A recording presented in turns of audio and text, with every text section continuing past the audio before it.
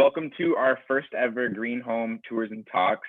We are with TC Legends right now. I've got Ted and Norm from there, and they're going to be talking about designing and building affordable net zero energy homes, the what, why, and how to do it. My name is Thomas Wicker Fetzer. I'm an intern at Sustainable Connections, specifically the Green Building and Smart Growth intern.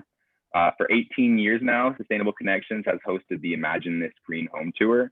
Although we wish we could be in person right now, we're thrilled to have done 9 workshops and bringing it home with a 10th right now, and 6 amazing virtual tours that TC Legends has a home on. So definitely check that out. But we know it's nice outside, so we really appreciate all of you showing up right now. To ensure that you have access to the workshops, we will be recording them as we have the past 9. So if you don't want to be in it, make sure your camera's off, and then they will be available for the public in about a week or so. So if you are enjoying this and want to show your friends, or if TC Legends wants to show it to some of their people, then that's where they will be in about a week. We also want to pay respect to the Coast Salish tribes, of which a lot of these homes and land is currently being borrowed from. The homes toured in this Green Home Tour are on the traditional lands of the Lummi, Nooksack, Duwamish, First People of Seattle, Coast Salish, Squamish, Tillaguamish, and Muckleshoot Coast Salish tribes. And we just want to acknowledge them as traditional owners. The Green Building and Smart Growth program at Sustainable Connections works to create a healthy and resilient built environment, and we're thrilled to have you all here. The Green Building program achieves this through community education, just like this workshop. We also work closely with local businesses and technical education and advocacy groups, and we believe that our local business community is fundamental for the transformative change we need for a resilient and healthy future. I'm just going to let a couple more people into the waiting room real quick. We also have to take a quick moment to thank all of our sponsors that make this event and many others at Sustainable Connections happen. Not only do these incredible businesses support our work, they work every day to design, build, and finance a built environment with a healthy future in mind. So this is a new event to us at Sustainable Connections, so we're going to need your feedback. I think in a second here, someone's going to drop a link to a survey in the chat. We would love your feedback on this. One lucky person from each workshop will win a $50 gift card to Restore, and then one lucky attendee will win a $100 Think Local First gift card, or a 1 year of Woods Coffee. So that's pretty cool. But yeah, so pretty typical Zoom stuff is going to go on. Keep your video on if you'd like and sound off unless we're talking. Use the chat button like crazy. We'll try to respond to those, or if they're kind of in the group with their presentation, we'll probably butt in and say there's a question in the chat. But yeah, use Speaker View for your best, or for the best viewing options. I think they have a slideshow they're going to pull up. But other than that, thank you for showing up on a sunny day. And other than that, I will pass it off to Norm and Ted. You guys ready to go? Excellent. Yeah, we're ready. Lovely. The floor is yours.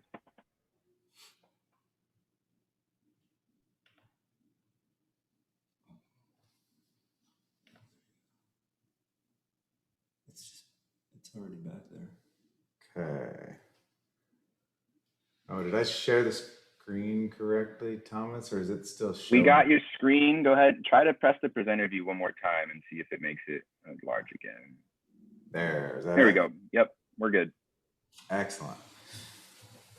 All right. Okay, designing and building affordable net zero energy homes, the what, why, and how to. Hi, I'm Ted, and I design award-winning net zero energy homes. Yep, and I'm Norm, and I build award-winning market rate net zero energy homes. So Ted, I am convinced that we have an emergency here on planet Earth. Oh, emergency, what is it? So human energy use has created a climate catastrophe. Our emissions are actually changing the climate. Those emissions are made up from, 1/3 for our transportation, 1/3 for our homes, and 1/3 for industry. Okay, well, what can we do about it? Right? Well, I figure if we build homes and buildings that power themselves and our transportation, that would be a big push to fixing this issue. Well, let's take look at a few of these houses. Okay. Okay, so this is our West Seattle home. It's a Built Green Emerald Star home and Department of Energy Award winner. It's about 3,150 square feet. How much did this cost per square foot, Ted?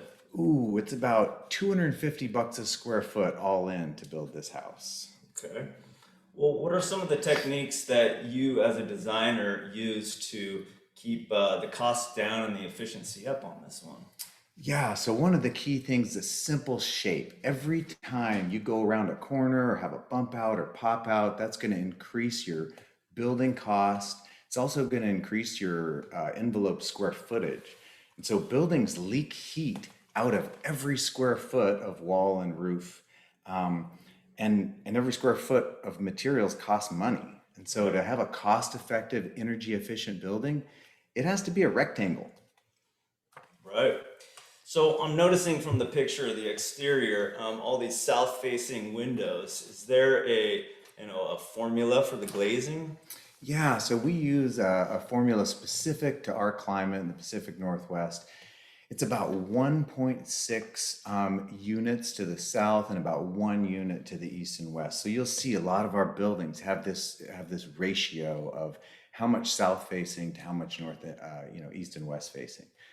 We also put a lot more windows on the south side because we can shade that in the summertime to prevent that hot summer sun from getting in. And then we can also keep that shading far back enough that the winter sun just pours in and lights up the building. When you need it the most, right? And then how about this offset roof system? Is there an idea behind that? Yeah, definitely. So the offset roof, especially with a 3-story building like this in the city, to get enough solar on the roof to power the whole building and an electric car, we needed a little bit more south-facing roof. And so we made the south face about 2/3 of the roof area. And so we like to call it environmental modernism. And I think you'll see a lot more new buildings being built like this. And what do you call that type of roof system? The term that the cranked roof. The cranked roof, Cranked roof system. So this cranked roof is to allow for enough of a solar array to power the house and potentially, an electric car. Now, along with this cranked roof, do you use that solar idea for the floor plan as well? Well, yeah. So if you look at the floor plans, I don't know if you can see them there. They're behind all the lovely people. But you can kind of see the high light use rooms are towards the south.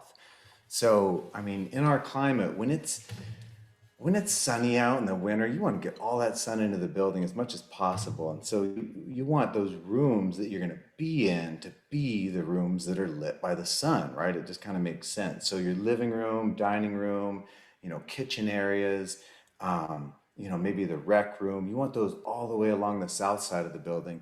And then your lower light use rooms like storage spaces, staircase, entryway, laundry room, bathrooms, closets, things like that. You want to pack those to the north side of the building. So that way you're actually getting the daylight when you're in the room you want to be in during the time of day you want to be there. Yeah, no, I love that idea. Your life kind of follows the sun around your house. So I know that this home was built for a multi-generational family in the city. Do we have some examples of homes, in other places like the suburbs that we use these same techniques in? Oh yeah, totally. Let's take a peek at the Bellingham Affordable Farmhouse. So this was another Department of Energy Award winner in the affordable category, which is kind of cool because that competes with like Habitat for Humanity and a lot of other nonprofits that are reliant on volunteer labor and donated materials. So, and this house is about 1,050 square feet. And how much was it per square foot to build? Oh, well, this was about $205 a square foot. So really getting close to that $200 a square foot number, which for 1,000 square foot house, that was a challenge. What ideas in the design phase of this home help keep the budget down? Well, one of the things is right size rooms. And so this place we designed to have, your bedrooms, your bathrooms give you just enough space and nothing extra. So no wasted space. Like you can see the laundry is just in a closet. Um, any extra space we had in this house, we wanted to devote to that open kitchen, living room, dining room area. So we had so it's have a nice place to entertain guests and things like that. Right. Some of those ideas where, cutting out extra stuff. I know that flooring is expensive. I'm looking in this picture at just a polished concrete floor. Is that another one of those ideas that integrated into this home just to cut extra Yeah, costs? that concrete floor has a number of advantages. One, it's pretty cost effective. It's a fairly inexpensive floor. It's durable. It's nice to walk on, easy to clean. Also, you don't have to have a crawl space, so all the rodents and mold and all the gross stuff you have in a crawl space, you don't get in one of our houses because we don't build crawl spaces or attics. So the gross places in your house, that you don't want to go, we just build houses without that. I can appreciate that. How about the post and beams and the stairs? They look really, robust and yet, functional. Is that another theme? Yeah, so those are the structural elements the house needs, like all the posts, beams, staircase, things like that. So we just put a nice coat of water-based finish on that lumber that we need in there anyway, and that's kind of the architectural elements of the inside of the house. Right. So yeah, that's kind of the minimalist take on this home. So that's our minimalist home here in the suburbs. Let's take a look at our net positive house that we built out in the country. Okay, so here we have our Everson modern farmhouse. This is another Department of Energy Award winner. We also won a Green Hammer Award for this 3,700 square foot home. Yeah, this one looks fancy, and when I say fancy, I mean expensive. How much was this per square foot? Well, this one was $205 a square foot. So that's pretty cost effective for a net zero home finished this nicely. But it did have a couple things that helped keep it cost effective. And that was the finished shop and garage. So those are actually in the heated envelope and totally finished spaces. Sure. And who'd we build this one for? Well, these folks were looking for their forever home. So they wanted a house they could retire, grow old in. I mean, currently they both work from home, they have a home office. So they wanted this great office space, but then whenever they retire, they wanted all their main like living areas, kitchen, dining, bedroom, all that stuff on the main level. So that's why you see that, the main level has a lot of stuff on it, and the upper level just has a few extra bedrooms and office up there. Right. And this is a big house. It's big. It's a bigger house than we're typically building, and it looks like it sprawls a bit more. But just based on these pictures of the interior and how bright it is inside, without even any lights on, is there a technique in the design that you use to spread the light out like that? Yeah, totally. So getting light into like a 30 foot by 40-foot box is challenging because daylight drops off dramatically as you get farther away from a window. And at about 12 feet, you're not getting a lot of direct sunlight. So with this house, we added clear story windows right up in the middle, and the sun just beams in and reflects off a very light colored, white painted wall to just beam light right into the center of the house. So, I mean, you can tell from the photos, there are no lights on, and this house is bright all the way through. And so, really, having good daylighting in a house, it makes you feel better. I mean, it's easier to work, to live, to do stuff, but it affects the way you feel as well. And then And that, oh go yeah, ahead. well, I was just going to point out the clear story there with the windows in it. Is that part of that idea? Yeah, that is what is harvesting that daylight. So that roof is also shaded to shade the summertime sun, so you don't get the direct summer sun and overheat. But the wintertime sun will just beam right on in and really brighten up the house. That paint color is key as well. Like if you have dark paint or even off-white, some off-white paint colors, you're drastically reducing the amount of daylight you're getting into the house. So I like to tell people, pick the color you'd want on your ceiling and paint the whole house that color. And then if you want like an accent wall or something like that, you can do some small little bit. But you can tell from these pictures how much that light paint color really makes a difference. It does. So, Ted, you speak to energy usage a lot, and you are a designer. So, can you tell me how do you calculate, energy usage all the way, as early on in the design phase as you're working?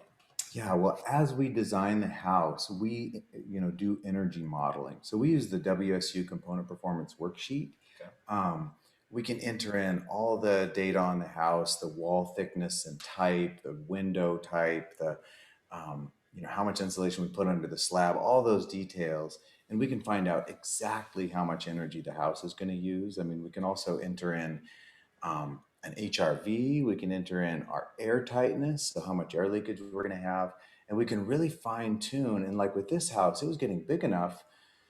When we're trying to size these like super efficient heat pumps, we found that we needed to reduce the energy load by a little bit. And so by using a 90% efficient HRV and by going with a 12-inch thick roof instead of a 10-inch thick SIPS roof, we're able to get down to an energy usage that we could power with this one particular heat pump we wanted to use. Yeah, once again, it's that solar array. You only have so much square footage on the roof to put all those solar panels. So, being able to calculate how much the energy loads of a house are going to be early on is key. So using that WSU spreadsheet really comes in handy. All right, so this is great. So let's say you have friends who want to build a zero energy home. Is there a particular type of lot that you would steer them towards? Oh, totally. There it is. So site selection is really key. If you're trying to hit that $200 a square foot budget to build a net zero energy or net positive energy home, you want an infill lot or a lot in a planned development. I mean, you really want flat lot is ideal. All your utilities on site, water, power, sanitary. Southern exposure is key. You need daylight, not only to have a happy place to live, but to generate power. Right. Norm, what do you like about this flat lot? Well, as a builder, I do like flat lots. They're much easier to work on. You're not climbing up and down muddy slopes, and it becomes more efficient as you build. There are, no critical areas on this flat lot. It all goes, all these things kind of go hand in hand in building for market rate. Oh, and eliminating trucking too. Anytime you drive around a bunch of dirt and dump trucks and excavators and things like that, not only are you burning a lot of fuel, but it's expensive. Right. So how do we do this? Oh. So now that we've picked out a good site, what techniques should we use to build this net positive energy home? Right. Well, let's start off with the envelope or the shell. We've got, little red arrows pointing to SIPs. Those are our structurally insulated panels. They're a lot like an ice cream sandwich with OSB or plywood on the outside and then styrofoam on the inside. They are manufactured locally. They show up on a truck, panelized, and then we assemble them on site in much less time than it takes us to frame conventionally. Oh, excellent. They're able to recycle a lot of their waste at the factory too. So if you notice one of our job sites, you'll see less than half of the job site waste of a typical project. Right. So what's this ICF? What's ICF stand for here? ICFs are our insulated concrete forms. They consist of about 2.5 inches of styrofoam on either side, and the concrete for the stem walls gets poured in between. They're held together by plastic strips, none of which biodegrades or composts. So you're able to leave them where they are, and you have an insulated foundation, and they're a lot easier to use. You don't have, like with conventional forms, the stripping, the scraping, the oiling, transportation, storage. I personally will never use conventional forms again. Yeah, the guys love putting those things together. They're kind of like stacking Lego blocks there. So, Right. so what about insulation under the slab there? Yep. So we use 4 inches of EPS or expanded polystyrene foam underneath the slab. And this kind of leads into a question for you, Ted. How did we come up with 4 inches when 2 inches of foam is the code minimum? So about 10 years ago, when we started using that component performance worksheet from WSU, we looked into, our wall systems and insulation, and we were losing a massive amount of heat out from under the slab. And it always did kind of seem silly that you have these like R30 walls and this R40 roof, and then R10 under your slab, and so cold floor. So we toyed around with that a little bit, and we found that in our climate, and this is really climate specific, how much insulation you want, but in our climate here in the Pacific Northwest, 4 inches of foam is about the sweet spot for under slab. There you go. So the last thing in our envelope are these triple pane windows.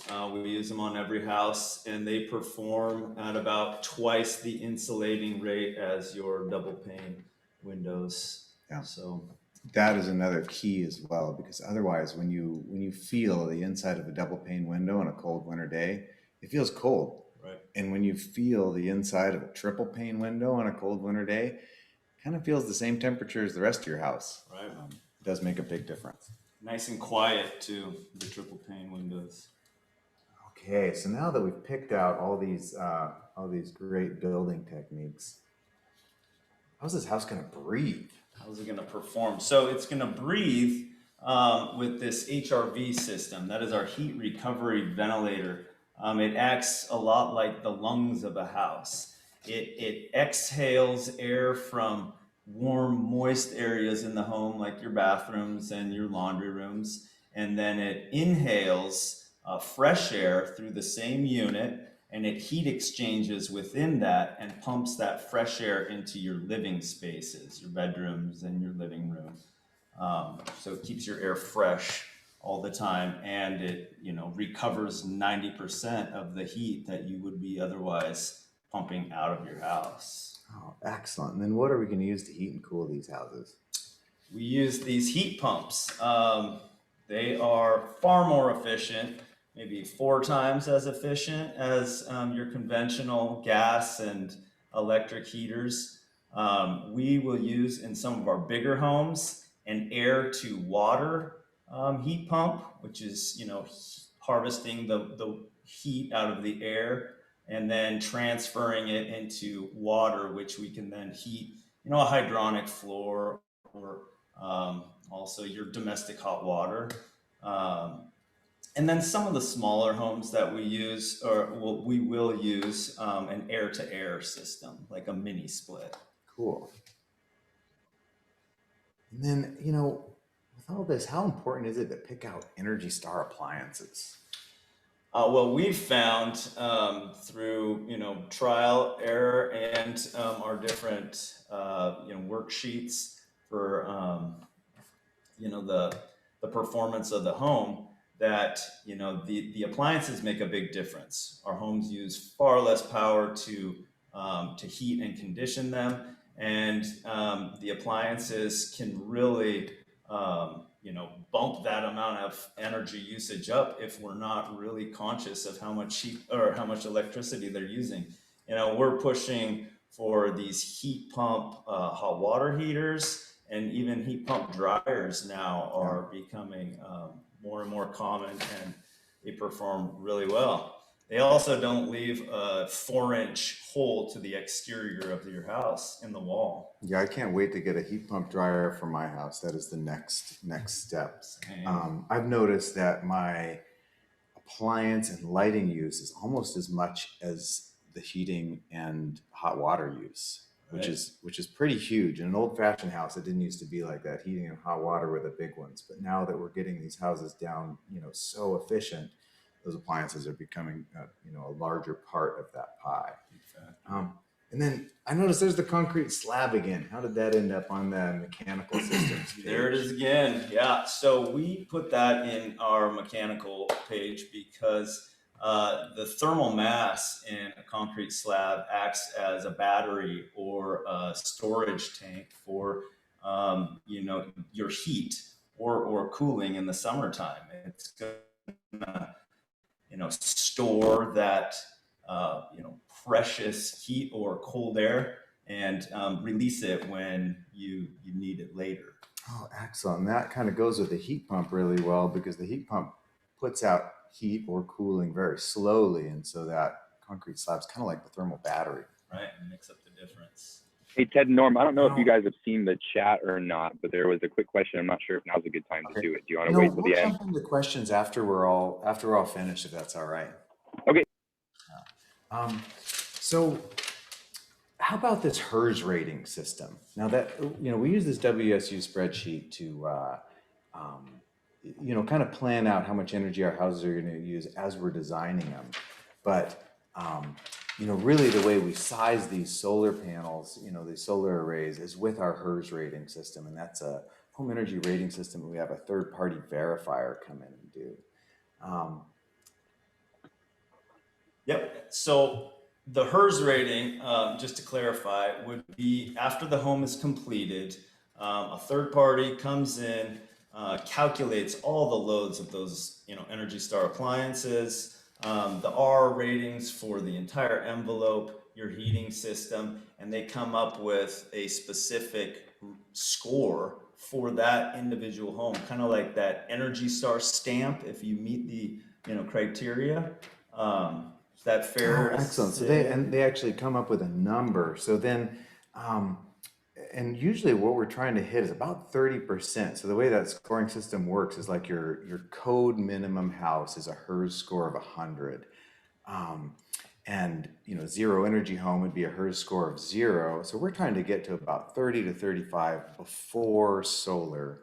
And then we know our envelope techniques are doing what they're supposed to get our energy usage down low enough that we have enough room on the roof to fit enough solar to power the whole house and power, like my house, up to 3 electric cars. So, it's when we speak to, net positive homes. That's where we're producing more power than it's using, and then that extra power can be used for electric cars primarily.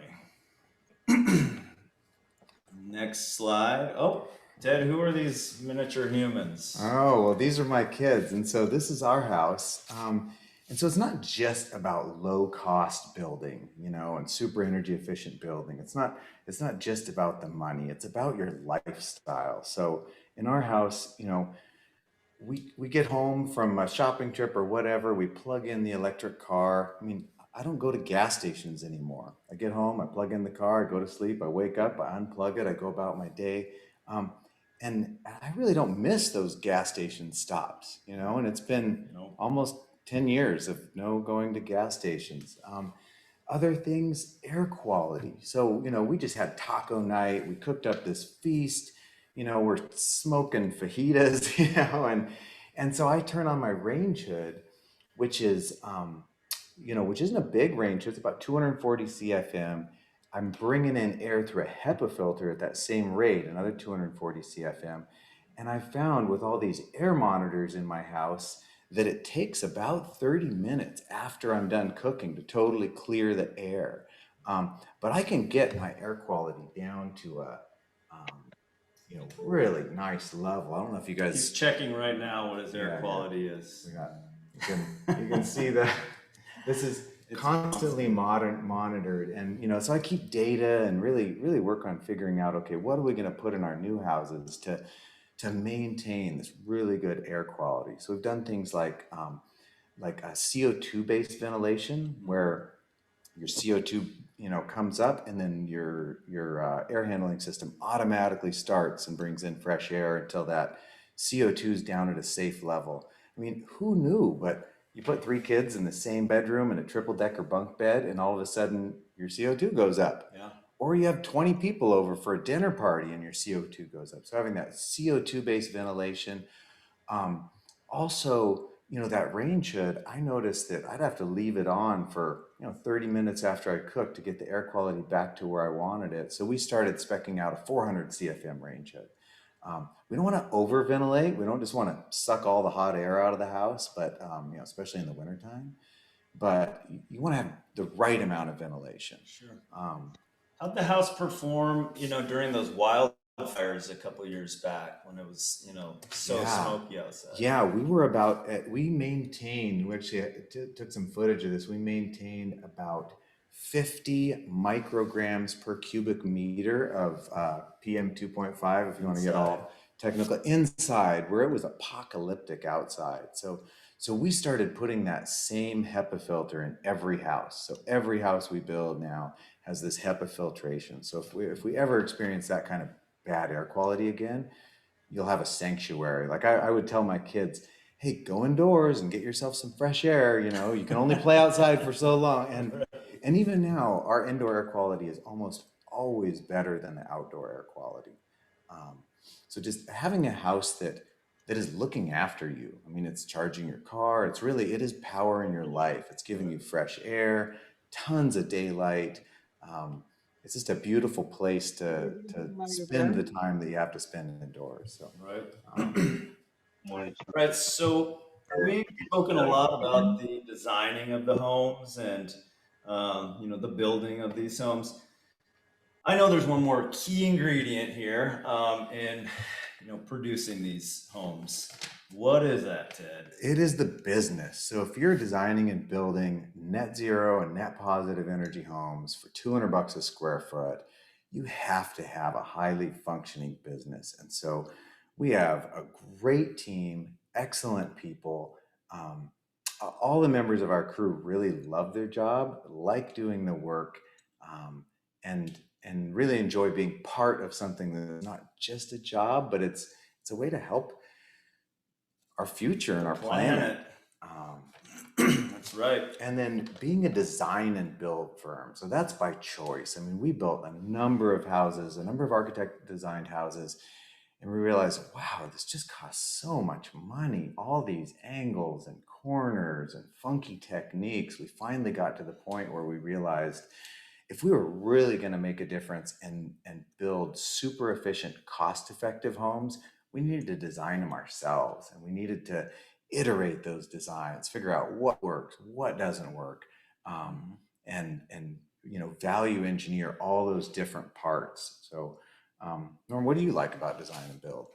Well, I can appreciate, in a design build company, using the same kind of structural details, one house after another. You kind of establish what works, and then, you go with it, and you'll integrate them into the next house and the next house. I also like being able to track down who is responsible for a really bad detail, and, let them know how much time it took to execute it, and make sure they don't do it again on the next house. Cool. Other thing, low overhead. We don't drive any big trucks. The guys are driving these small, economical, fuel efficient vans. We don't have an office. Our office staff works from home, obviously, like everyone else these days. Do a lot of Zoom meetings, and then we just like to work hard. Yeah, well, we like to work hard and we like to play hard, and we've realized that, those two elements of, life go really well with a 4-day work week. So we've pushed that not just from the long days in the summer, but right through the winter. And Cool. it seems to work out really well. And recruiting and retaining brilliant people is easy when you're at the cutting edge of any industry, but this net zero energy home building, I mean, we usually have people call us and ask us if we have any positions available. We just hired 2 really great new guys that we're having a lot of fun working with, and who are enjoying. They're passionate about it, so everything works out. Now, so all that being said, Ted, what we do, what we've done in the past, what does our future look like to you? Oh, well, I think our future is all purple. So my goal, personal life goal, is to see this kind of development in Bellingham, like solar panels on every roof surface, a nice, tight, livable, walkable community where, all different types of people can live. We kind of end up with these stratified neighborhoods with one type of people over here and one type of people over there, but really building an inclusive neighborhood with 400 square foot townhomes right next to 3,000 square foot, townhomes, all together in a walkable neighborhood with some shared spaces. So our goal as a company and as people is to build this kind of thing in Bellingham, and we're actively looking for property, for partners, for resources to make this happen in our lifetime. Well said. Well, that's it, and we hope to see a lot more purple in our future. So thank you all for coming, and any questions that you guys might have, love to take some questions. We'll answer now. I just want to say that was an amazing presentation and a really good one to end on. So thank you for that. That was also fun and a bit more, not so just a bunch of information coming our way. That was incredibly well put together. But there were a couple questions in the chat. Let's see. Oh, cool. I guess the first one was a question about any WSEC 2018 requirements affecting your methodologies, and then any recommendations on specific triple pane windows. Yeah. Cost effective. Okay. So the last presentation that we did, those new code requirements for the energy code came out during the presentation, and so we did get a lot of these questions. And the truth is, we build so far beyond the energy code. That energy code for the HERS rating is a 100. That's code minimum. We're already designing buildings that have a HERS rating of a 30 or a 35. So the techniques that we just described really kind of free you from the energy code. You never really have to worry about it when you kind of integrate, some or all of these systems into it. Yeah, we haven't bumped into the energy code yet. And the other part of the question, we use Vinyltech windows. They're they're in Delta, BC, just across the border. We've gone through a lot of different triple pane window manufacturers, and so far the best ones for value and availability Right. have been all from Kelowna, Delta. British Columbia is a step ahead of us in their window manufacturing. So, and we've ordered windows from Europe. I mean, the Europeans are many steps ahead of us, but just the logistics of getting windows here, getting them on time, it's been really challenging. So we've Vinyltech. really good luck with them. There's also a question about you guys specifically and acquiring materials and the different costs affected during COVID.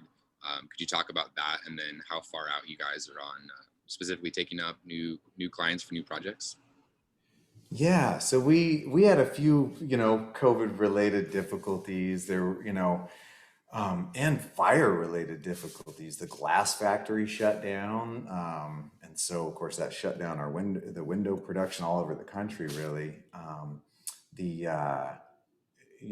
We've had COVID cases at various factories, at various supplies that we've gotten, but I mean, none of it's been insurmountable. It's been, a few week delays here, a few week delays there. We haven't seen a lot of cost increase or anything because our building methods aren't really mainstream. I mean, we use about a third of the lumber of a regular, like old fashioned stick built style house. We haven't seen the big lumber increases as much. our prices have gone up some. We just got some emails recently from our Premier Sips down in Kent that produces our panels, and it went up 10%. And now I think it's gone up another 5%. So they're going up, a little bit, not as much as your conventional builders. And then in terms of, the availability for, our building materials, well, Ted and I spend a lot more time in the office. A lot of this stuff has to get ordered, twice as early, months in advance. Our windows and door packages have to get ordered, several months in advance, compared to how we used to. Well, and our availability for building, I think that was part of the question. I mean, we're about 2 months out from taking on design projects for our next spring build season. Mm-hmm. So, which is just about perfect time. If you start designing in like midsummer, that's about perfect to be able to start construction like at this time of year next year.